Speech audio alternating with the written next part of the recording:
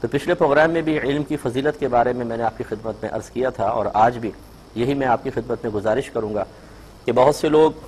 مختلف قسم کی عبادات اور وظائف معلوم کرتے ہیں کہ کوئی ایسا وظیفہ بتائیں جو ہماری درجات کی بلندی کا سبب بن جائے، اللہ تبارک و تعالیٰ کی بارگاہ میں مقام قرب دلوانے میں انتہائی سریع الاثر ہو، کون سے نوافل پڑھیں، کس انداز سے پڑھیں کہ اللہ تعالیٰ کی زیادہ نزدیکی حاصل ہو جائے۔ تو ہم آپ کو ایک وظیفہ ایسا بتاتے ہیں کہ جس وظیفے کو اللہ تبارک و تعالیٰ نے اپنے تمام نبیوں، تمام رسولوں کو عطا فرمایا، اور ان کے وسیلے سے جس بھی امتی کو عطا فرمایا اسے بھی مقام قرب حاصل ہو گیا، اور وہ ہے علم۔ علم دین ایک بہت ہی بڑا وظیفہ ہے۔ علم دین کو سیکھا جائے، اس کو اچھی طرح سمجھا جائے تو انسان انتہائی تیزی سے اللہ تبارک و تعالیٰ کی بارگاہ میں مقبول ہوتا ہے۔ ابھی ہماری عوامی سوچ ہے کہ ہم بعض اوقات بڑی معذرت کے ساتھ میں جملہ کہہ رہا ہوں کہ قرآن اور حدیث سے صراحتاً چیز ثابت ہو رہی ہوتی ہے، لیکن ہمارا قلب ایسے مرض کا شکار ہے کہ وہ چیزیں اتنی اثر انداز نہیں ہوں گی جتنا اطراف کا ماحول، کسی شخص کی تعلیم، لوگوں کی باتیں، یہ ہم پر زیادہ اثر انداز ہو جاتی ہیں، اور اس کا نتیجہ نکلتا ہے کہ جو اللہ تعالیٰ اس کے رسول کریم صلی اللہ علیہ وسلم واضح طور پر صراحتاً ارشاد فرما رہے ہیں اس کی طرف توجہ کم ہوتی ہے اور مخلوق کی باتوں کی طرف زیادہ ہو جاتی ہے۔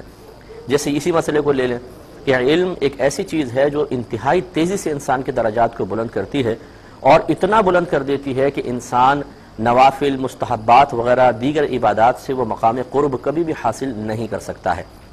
لیکن عوام کی توجہ علم کی طرف نہیں ہوگی، ان چیزوں کی طرف ہوگی۔ تہجد، اشراق چاشت، کثرت سے قرآن پاک کی تلاوت، چاہے وہ سمجھ میں آ رہی نہیں آ رہی، درود شریف کی کثرت،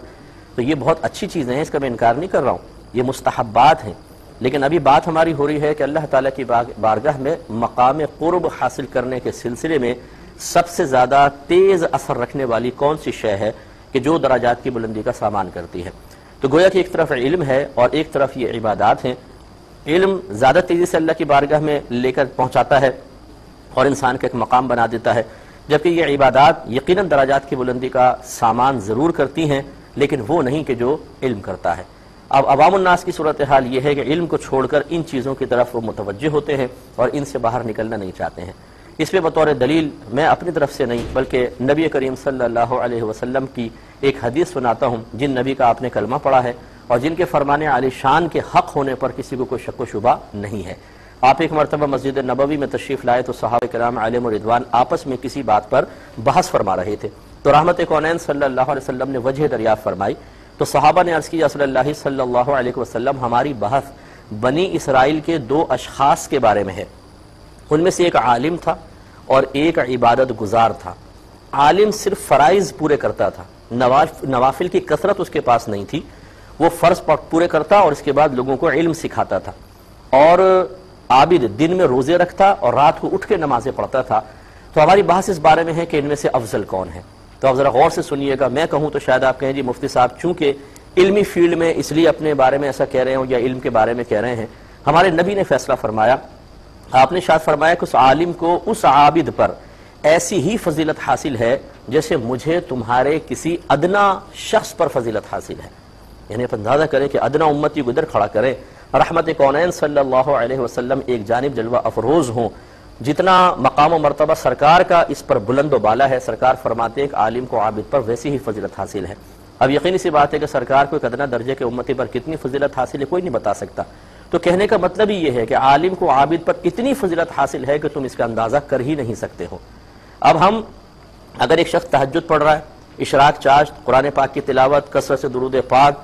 لیکن علم اس کے پاس نہیں ہے، ہم اس کے ہاتھ بھی چومیں گے، اس کی عزت بھی کریں گے، یہ تہجد گزار ہے جو قرآن پڑھتے ہیں، درود پڑھتے ہیں۔ اس کے مقابلے میں ایک عالم دین ہے، وہ تہجد نہیں پڑھتے، اشراق چاشت نہیں پڑھتے، وہ قرآن پاک کی کثرت سے تلاوت بھی نہیں کرتے، وہ درود وغیرہ بھی کثرت سے نہیں پڑھتے، لیکن علم سیکھتے سکھاتے ہیں۔ ہم کہتے ہیں کہ یار یہ ان کا مقام کم ہے، ان کا زیادہ ہے۔ اب یہ نتیجہ کیا ہے؟ وہ جو میں نے شروع میں بات کی، اللہ تعالیٰ اس کے رسول کا فرمان اور دلائل ایک طرف،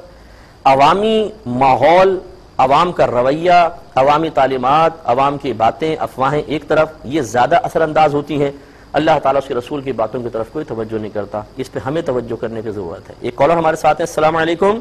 تو آپ کی خدمت میں گزارش کر رہے تھے کہ آپ کو یہ بات تسلیم کرنی ہی پڑے گی۔ پچھلے میں نے پروگرام میں حضرت آدم علیہ السلام کی وجہ تعظیم ذکر کی تھی کہ علم تھا، شیطان اور تمام فرشتوں کو سجدہ کرنے کا حکم دیا گیا۔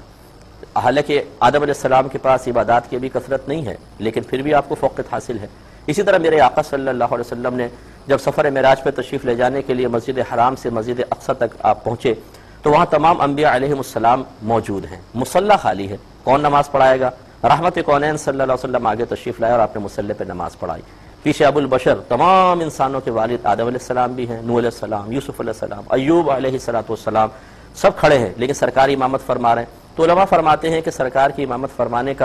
کی وجہ یہ تھی، اس کے حقدار ہونے کی وجہ یہ تھی کہ آپ علمی اعتبار سے تمام انبیاء کرام سے فوق ہیں۔